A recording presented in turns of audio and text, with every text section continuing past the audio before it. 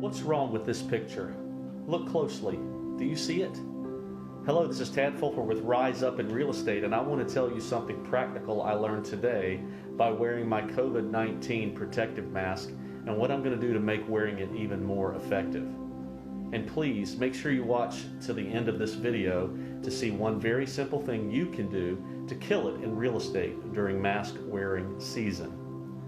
Here in South Carolina, the COVID-19 restrictions are slowly being lifted like they are or will be across the U.S. very soon, and I have personally decided that when I go anywhere in public, I'm going to wear a mask.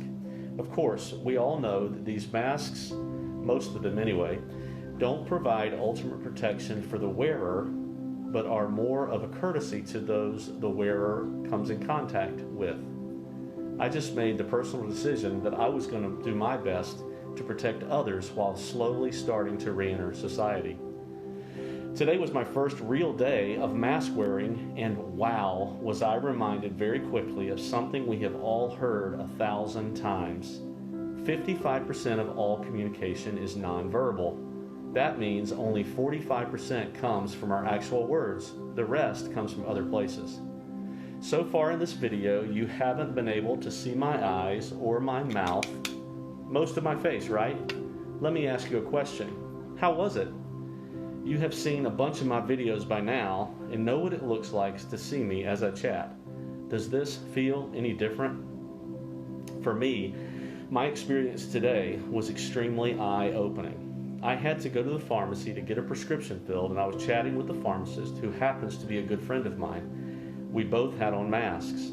I found the conversation a little awkward and forced almost. It didn't feel normal at all. After leaving and getting into my car, I was wondering what in the world made it feel that way. I mean, we've talked dozens of times probably, and usually chat without any awkwardness at all.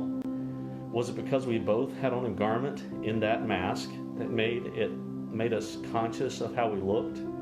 Possible, but not likely, as I commonly go in there with a hat on or some grungy shorts or a t-shirt. I don't think it was about physical appearance at all. Was it because we were both being careful because of the circumstance of the pandemic?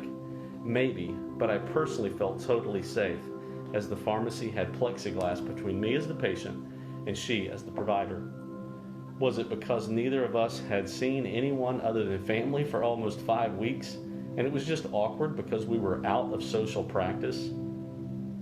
Those of you that really know me know that there's no way that's the case. I miss personal contact more than anyone, and talking is not normally my Achilles heel. So what was it? I believe it was the mask. I was really struggling not seeing her facial expressions and being able to read her lips as we talked about how our families were doing and how long we felt this would go on. I mean, I could see her smile. I couldn't see her smile or frown or anything she did with the lower half of her face. She also told me in our conversation that her dad wasn't doing well as a cancer patient in this time, and how difficult it had been for her and for her family not to be able to be with him like they normally are. Because of my mask, it was odd, but I felt like I couldn't offer the compassion I normally can offer. Does this make sense? As a side note, I also found it less than community building as I passed other people in the store that I could say hello and even wave or nod, but couldn't show my smile.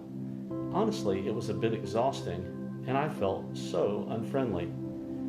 Have you had these experiences yet with your mask wearing? Honestly, I couldn't wait to get back to my computer and research clear surgical masks to see if they even existed. I thought, if I can protect others and continue to show them my smile when I pass them or get a chance to chat, the world would be a better place for me. Guess what? This is a thing. Others have felt the same feeling, and I found a company I reached out to called Clear Mask that build a product for this exact reason. I haven't actually talked to them yet, but I'll keep you posted for sure. Now, to conclude, how will this mask phenomenon affect all of our businesses in the near future?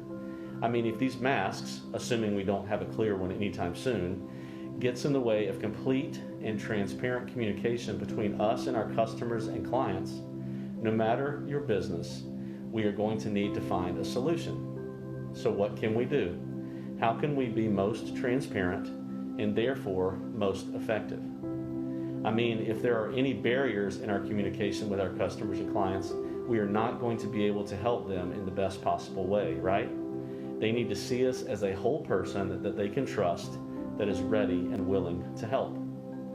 For me, the simple answer is video, video, video, in all forms and in all places. In my opinion, we need to be introducing ourselves to them via Skype or Google Duo on a phone call to get them comfortable with the video piece. We need to be doing video walkthroughs, video emails, video texts, and encouraging them to do the same thing to get them used to seeing all of us and us used to seeing all of them during mask wearing season. We need to be offering to host Zoom calls with them when there are significant things to discuss or turning points in a transaction like making an offer or sensitive negotiation points or inspections. Rather than doing all of these things in person with masks on, consider doing some or all of them not in person with the masks down. In closing, transparently, I once had a counselor tell me when I was having a personal issue, Tad, you have to stop hiding behind your mask of humor and face the issues at hand. Take down your mask. In these next opportunity-filled mask-wearing days, I want to encourage you to do the same thing. Find the right times to take down your mask. Like me, you will be so glad that you did.